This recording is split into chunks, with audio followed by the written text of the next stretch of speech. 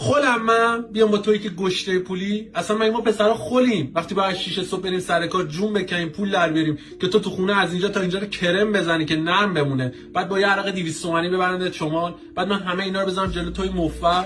چی مینویسی پول نداری؟ کوری من نمیبینی زندگیمو خودم ساختم؟ تو کجا بودی؟ همین اول بیارم بذارمت قسمت آخر زندگی؟ تو باید بری با همون برنامه کنا، همون وان نایت بازار لاشیا که هیچ ارزشی براشون نداری. من خونه‌مو ساختم، مثل اینکه پرشمو بیارم توی انبار عمومی تو پارک کنم. اینو 2 بار گوش کن. تو اگه یه دختر درست حسابی پیدا کنی دیگه مشکل خرج کردن و خرج نکردن نداری.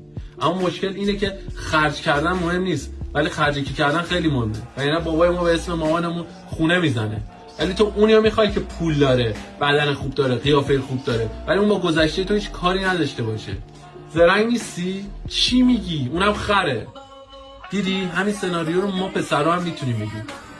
پس الگو توی انوگوهای مجازی نذار.